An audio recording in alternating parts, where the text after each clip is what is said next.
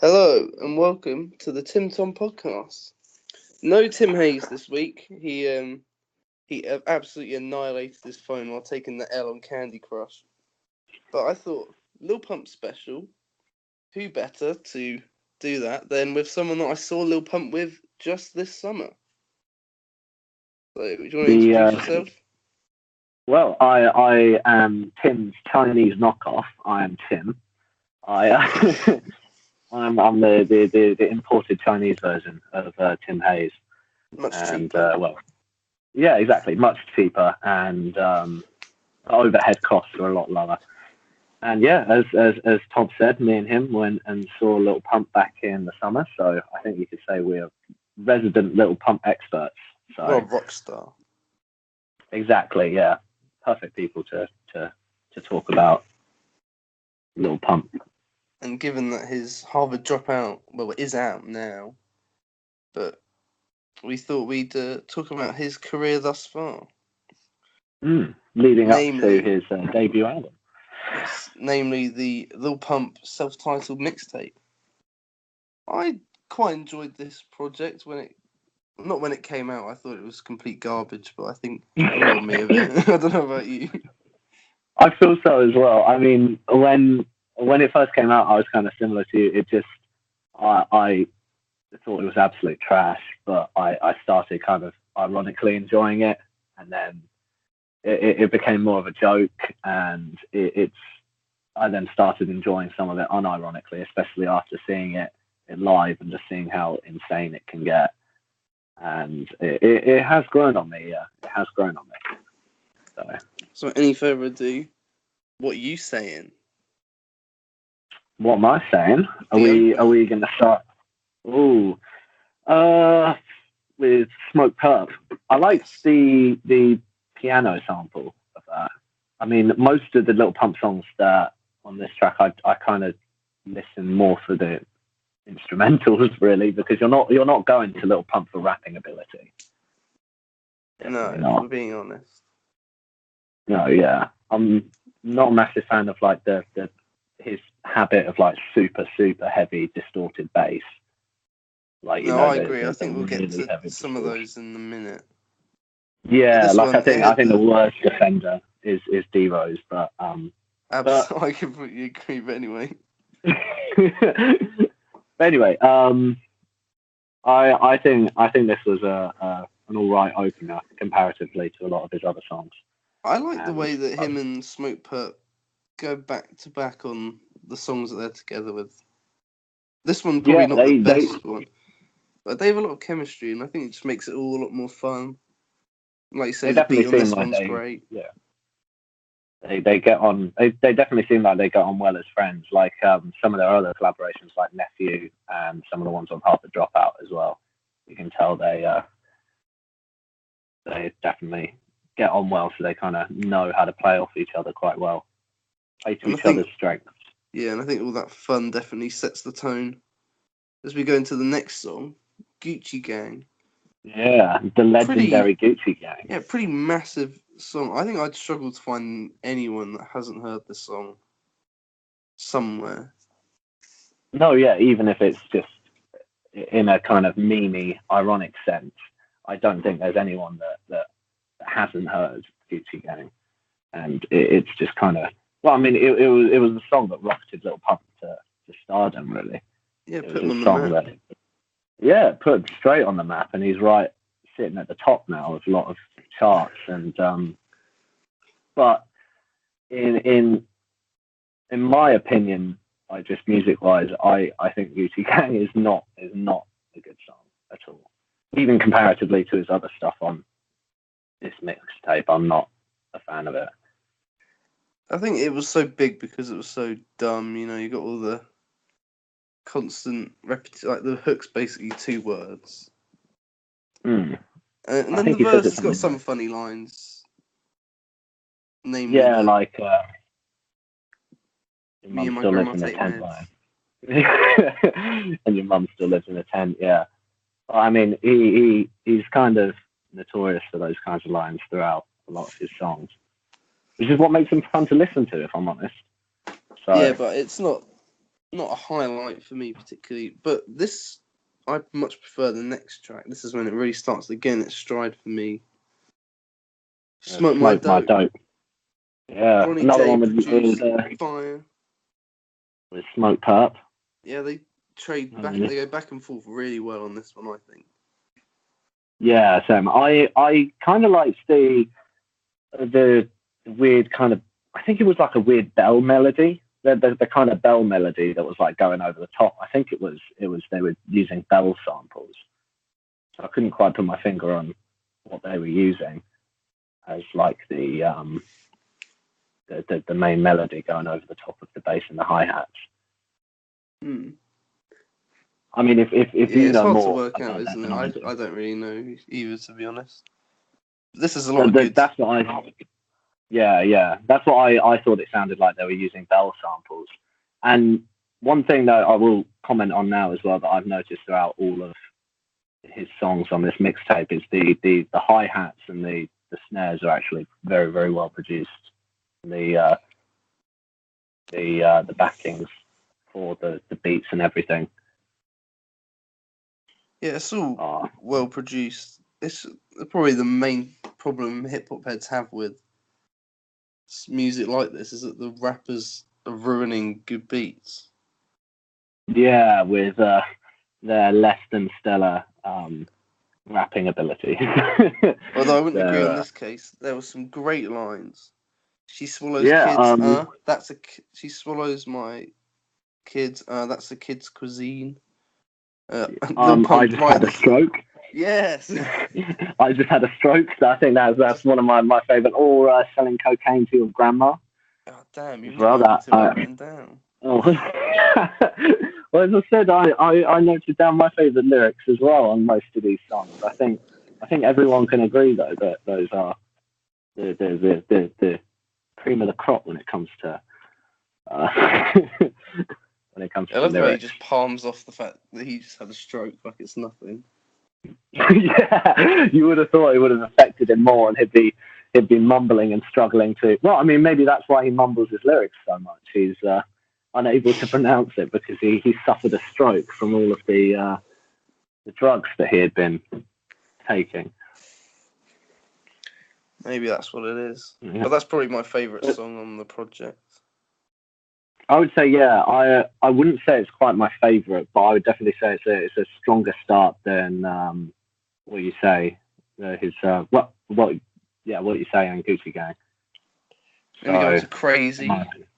Which I think name says it all, really. Exactly. Incredibly distorted bass.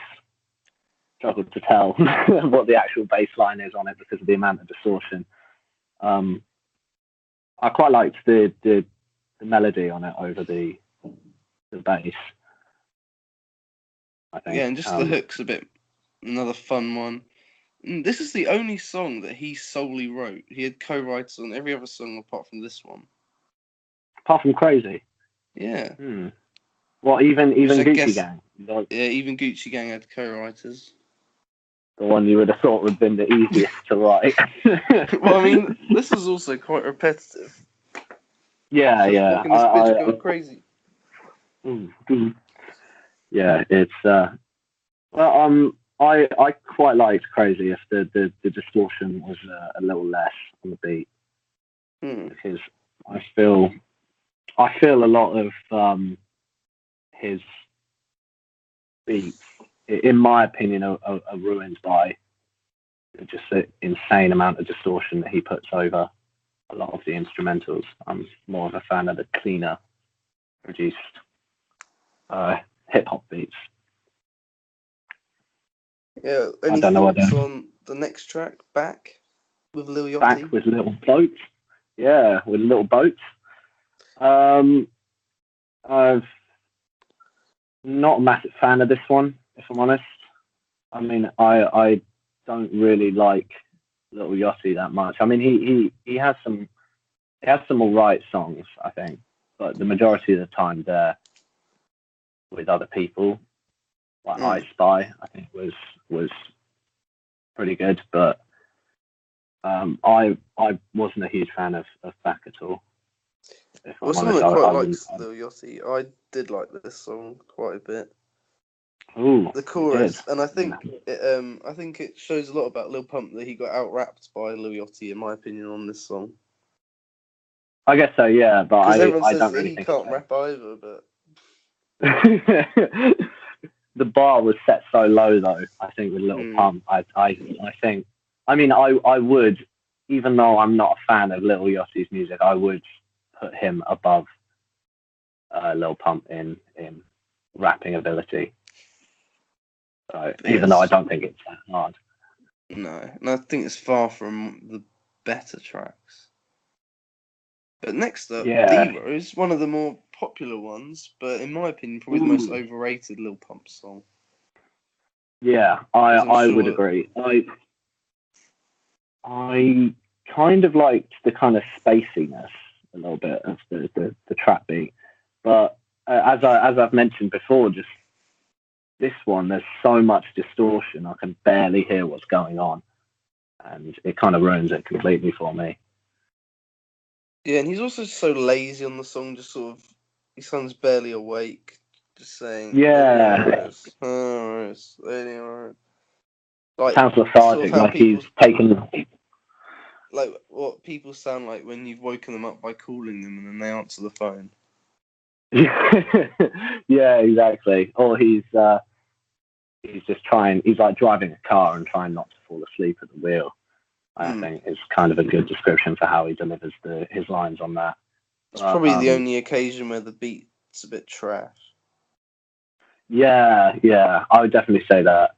It's one of the worst produced ones out of all of them. Which is weird because it's so popular. Yeah, you just can't hear what's going on in it. Because I don't know whether other people don't like hearing the beats, but I quite like being able to hear the bass line and everything beneath the beat. But with D-Rose, you can hardly tell what's happening. It's just kind of almost static, like the amount of distortion that's over it. So I think out of all of the songs, I'd put that pretty low on the chart out of all of the ones on his original mixtape, I think. I was a much bigger fan of the next one, At the Door, which I think is quite an underrated song. It's quite yeah. It is, yeah. It's definitely. I wrote down, I think, from coming out from D-Rose, it was kind of a bit of a breath of fresh air, not having your ears assaulted with over the top distortion and just not being able to hear what's going on. And as you said, it's one of the more low key ones, if there's such a thing as a low key Lil Pump song. Yeah, yeah. If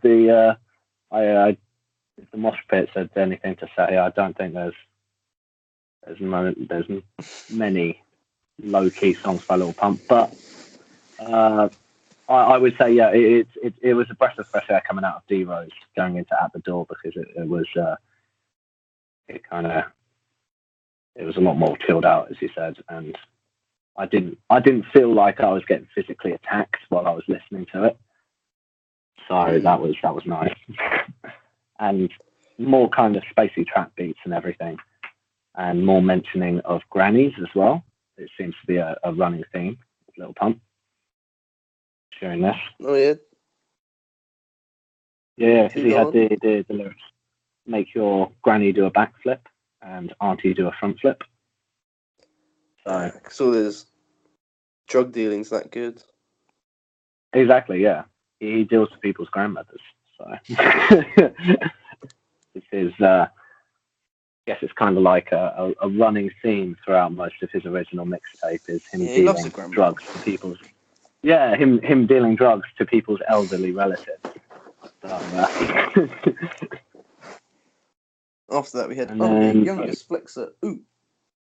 Yeah, Youngest Flexer with Gucci Mane. Yeah, which as I mentioned earlier, he is actually officially the youngest flexer now that Lil Tay is out of the game. She's gone. What happened to Lil Tay? So, I don't even know. I think she was called out for being a fraud, because a lot of the stuff that she was flexing was actually her mum was a high-end real estate agent, and she was flexing the rich people's houses that she was selling, basically, and pretending they were hers. And then after she But I got called thought out, she got rich off that though, and then owned it all herself, but clearly not. yeah, the 9-year-old that was moving bricks, as she said, she used to be poor when she was 6, and she started moving bricks when she was 7, and now she's 9 and she's living in the hills. So It's a true success what everyone story. can exactly, yeah, rags to riches. What everyone can aspire for their kids to look up to. But back to the song. This is more of a traditional trap song. There's not really any insane bass. It hits 3 minutes, which I don't think any of the other songs do. No, I think the longest song on the one of the longest songs on the album, and I think it's definitely improved with the inclusion of Gucci Mane. Definitely, I think he had one great. He had a great line. Put Zan in the smoothie.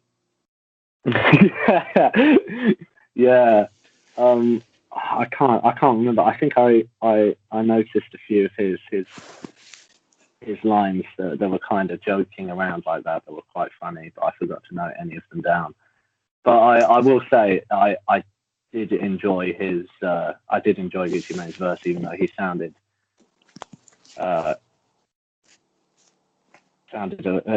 quite well. It's kind of a massive change to go from someone like Lil Pump to go to Gucci Mane, who's a lot more, I think, melodic.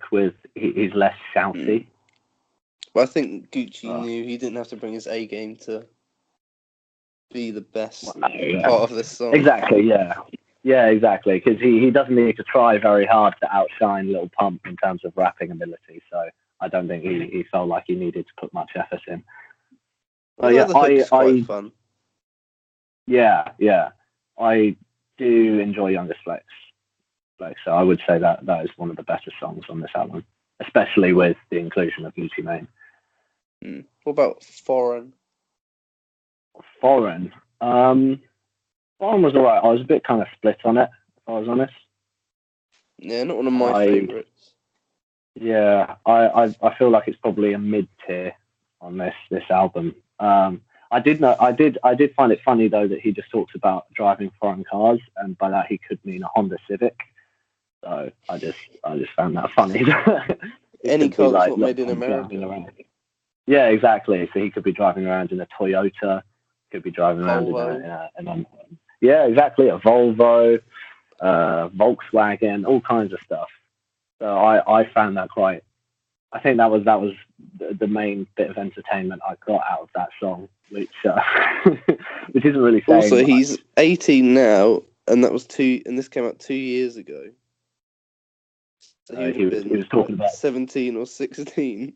So he obviously couldn't drive. And also, he was under the age, and he was talking about fucking foreign hoes, as he says. Lil Pump's a special case. Exactly. Statutory rape doesn't count if you're famous. So taken in. That's taken if you're Lil Pump, ooh. Exactly, yeah. And then we're going to move on to Whitney. This is hands down my least favourite song on the album. I wouldn't say it's my least favourite, because I think that spot for me is reserved for D-Rose. But I would definitely agree that it is one of the worst songs on the album. Although I think the only reason I enjoy it more than D-Rose is because I like the line "Diamonds so yellow they look like piss." So I think purely that line. It was a bit of a shame because Chief Keef's obviously one of the big influences of Lil Pump. So I thought that him and Pump together would be a good combination. Good mix. Obviously, he sounded like he was. Yeah, carry on. Sorry. Obviously not to be, and the beat sticks out like a sore thumb. It's so much less wild and crazy than some of the other ones. Not very Lil Pump. compared to a lot of the other beats. I did like the hi-hats and the snare beat on Whitney though. It had quite a good. If that was taken out and then put into a better song, I feel like that could have made for a very good. Well, that could have made for a very good bass line for a beat. Those hi-hats and those snares, but it's just a shame that that's attached to a not very good song at all. And Chief Keef sounded like, I don't listen to Chief Keef a huge amount, so I can't really say whether he raps like this a lot. I thought he sounded like he was going to fall asleep throughout the entirety of his verse. He's not the most animated rapper, so I guess Not the him most and Lil Pump. animated rapper. I guess him and Lil Pump wouldn't work really, but yeah, exactly. You would have thought that wouldn't there'd be kind of such a difference between them. They wouldn't meld together very well. But Molly, that's one I much prefer. Again, Ronnie J production, much more bangerific. And Lil Pump actually shows some rapping skills here. He's more or less relentlessly rapping for the 2 minutes and 4 seconds that it lasts. It shows off a little more of what he can actually do versus I think when he's rapping a bit quicker like this, it's when he sounds better, I think. Yeah. I would say that. What the hell was that? I'm sorry. Someone trying to break in. I don't know. Maybe. Who knows? I mean, this is Coventry, so that could be the case. But yeah, I would definitely say that his performance on Molly is a lot better than pretty much any of the other songs on the album. So I think that alone puts it quite near the top compared to a lot of the other ones. Yeah, it's a night and day difference between Molly and D Rose, I'd say. If you want two Lil Pumps, there they are. They're the complete opposite ends of the spectrum. D Rose is definitely the worst end of the spectrum. And then, what about Iced Out then? I think certainly last I spoke to you, this was your favourite Lil Pump song. Yeah, I feel like it was, and it still remains in probably the top 2 out of that and maybe Youngest Flexer. Probably, I think Iced Out will probably still be my favourite on this album. Definitely, I feel like since then, I think Drug Addicts is probably my favourite, just because that's such a fun song. It's just such an over the top fun song. But I definitely like Iced Out the best out of all of the songs on this album. The beat's so wild, isn't it? Just it's so synthetic. It sounds a bit like a game soundtrack. Yeah, it's very, very. I would say overproduced maybe, but I think it kind of it adds to it. It makes it a bit better in this case, because a lot of the time you'd think that overproduced would be a negative, but I personally thought it was a positive in this case. So I don't know whether you felt the same at all. Yeah, I think this is one of the best songs here. Just the whole, I think it adds to the whole wild nature of the song. Exactly. And you got the 2 Chainz feature as well, which is always good. Ice, sneezing. Yeah, that always makes it more fun, adding a bit of 2 Chainz in there. So I feel like both of us are kind of in agreement that Iced Out is the strongest, or one of the strongest songs on the OG Lil Pump mixtape. Absolutely. Hopefully there'll be more stuff like that to come. And then we're moving on to Boss. Boss. What did you... This is another more famous one. I think the beat became a bit of a meme. Like when people would enter rooms, they'd play that Yeah. It's just Yeah. again, it sort of reverts back to his more lazy delivery with the more distorted. It's similar to D Rose, except it's a bit more fun.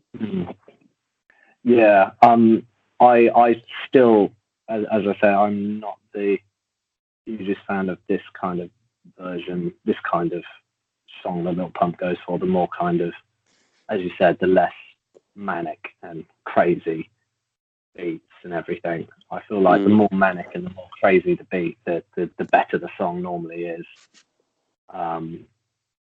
But I would definitely say the Boss is an improvement on D Rose, because as you said, it's not as, his delivery isn't as lazy and as kind of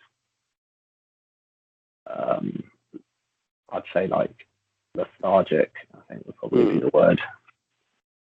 But yeah. But it's the shortest song. It doesn't even reach 2 minutes. Yeah. I don't have a huge amount to say about it, if I'm completely honest about Boss. Covered everything else. Unless you have anything I like else the hook a lot. That's it, really. Bitch up where it rock. Yeah. It's not the enjoy best, that a little bit. But it's an enjoyable hook that you can have that's kind of attached to a slightly less enjoyable song. So at least it doesn't overstay its welcome too much. It's in and out. Exactly. I think you say that about a lot of Lil Pump songs, though.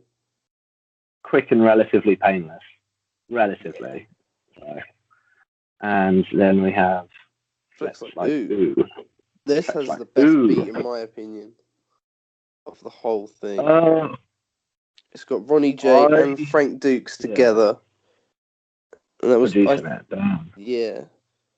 And it's just another fun thing. And instead of most of the choruses where it's just like saying a couple words over and over again, he's putting himself in different scenarios. Like, it's in the club, flex like oohs, at your grandma's house, flex like ooh. All so back with the grandmas. It's all a little bit different. It's not just Gucci Gang, Gucci Gang, Gucci Gang over and over and over and over and over again. Well, so exactly. It makes a nice little change. And yeah, I would say that the beat is a very strong beat. I would still disagree with you and say that my favourite beat is still Iced Out. But I definitely put Flex Like Ooh in like the top 3 out of this album. And definitely kind of lyrical probably makes it a lot more fun. I think I'd have Smoke My Dope, then this song, then Iced Out as my favourite Lil Pump tracks. But it's rounded off quite nicely with Pinky Ring. The beat is just absolutely insane on this song. Just the way it seems to progressively get louder and more wild, and then like go down a bit and then up again. It's constantly. I like that though. I liked the kind of the what's the word? Kind of like craziness and kind of unpredictability of it, just going like, as you said, just going up and down and up and down. It kind of lends itself a lot more to Lil Pump style. Yeah, because I think it needed it as well, because this is the only song with 3 verses. Yeah, but I mean, it does have 2 features, though, because it does have Smoke and Rick Ross on it. Oh, Rick Ross, I have to say. It's a fun, good song, but he tries his best to kill it right from the start. I just don't think he suits what's going on here at all. No, he's too... A bit like what we said with Gucci Mane. He's a bit slower. Yeah. Well, more Chief Keef, actually. A bit slower, but still not great. And I just don't know. It doesn't really... Being a Florida legend like Lil Pump, I don't really see any reason to have him on here, to be honest. Yeah, he doesn't really match up, like... Because obviously you've got the other feature of Smoke Perp on there as well, and we all know that Lil Pump and Smoke Perp work together really, really well, so it just kind of... He's kind of left to the side a little bit. Yeah. Kind of like, as you said, he doesn't quite fit into the song like a jigsaw puzzle piece that isn't meant to be. They're trying to force the wrong jigsaw puzzle into their wrong hole, basically. So yeah, I'd go along with that. Yeah, I like it apart from Rick Ross, but I think once you go past his verse, it's another fun, good song with beat that's just insane, and actually changes as a bit progressive for once. Yeah. Some proper. It feels like the structure of it's a lot more. It has a better structure to it than the other songs do. But I feel like that's mainly as I mentioned earlier, because there are 2 features on it, so they have to structure a longer song versus ones that just have Lillian Pumpernickel and one other person. Yeah, I think that's fair. And that is the Lil Pump mixtape. So would you, to sort of round the Lil Pump section off, what's your favourite post Lil Pump song that he's done? At the moment, I would say it's Drug Addicts. With Charlie Sheen in the video, at least. Yeah, I love that. Yeah, I love the video of it. It's just a fun thing to watch and to listen to. So it's again, over the top ridiculousness from Lil Pump, which is what he specializes in, I think, and plays to his strengths. What about you? I think it's grown on me a lot since it came out. I think I'd probably go with I Love It with Kanye. Yeah. It was just the whole thing. I love the build up and everything that happens, because it's I sort of saw clips of the video of him and Kanye dressed up like they're in Roblox. Yeah. And then the whole thing of it being premiered at the Pornhub Awards, where Kanye's the creative director. Yeah, just the whole what do you say, publicity like run of it was something to see. It was its own. It all felt a bit like a disappointment, but I think now that I've sort of heard it in other contexts, the song, I like it a bit more. Although I still wouldn't listen to it on my own voluntarily all that much. Yeah. Mainly because Lil Pump singing on the hook especially is quite hard to listen to. But, I mean, Kanye's verse, and I like the beat a lot as well in this song. It's not a classic Lil Pump song. But they have chemistry and it's quite fun. Yeah, and Kanye's always great. And most of his stuff is always great. But he definitely outshines Lil Pump on that album, on that single, I mean. But, and it didn't. And both of those songs are on Harvard Dropout, which is out now. Yeah, exactly. Go have a listen to Harvard Dropout. Go support our boy. Lillian Pumpernickel, yeah. I'm sure there'll be a further discussion on Harvard Dropout later. So if Tom's phone gets recovered, or maybe we'll have to call you up again, or someone else, who knows? Yeah, exactly. Have to bring in Chinese Tim Hayes, the local Lil Pump expert. So, all right. I'd just like to finish this off by shouting out some of the good singles that came out this week. I don't know if you'd listened to any of these or not. Rico Nasty, Sandy, Freddie Gibbs and MaddGibbs, Flat Tummy Tea, Meyhem Loren, Alchemist, still playing Celo, and there was that Doja Cat song, I can't remember what it was called. Tamera. Those are all the ones I'd recommend you guys listen to as well. I won't go into them anymore because we haven't both listened to them, and that's perfectly fine. So I think I'd like to thank you for filling in today with me. Talk about the great Gazzy Garcia, aka Lil Pump. Yeah, it's been a pleasure. It's been great fun. So thank you for having me. Speak to you next week with some new albums, because lots of stuff did come out this week. So I'm sure we'll have plenty to talk about. Until next time. I forgot.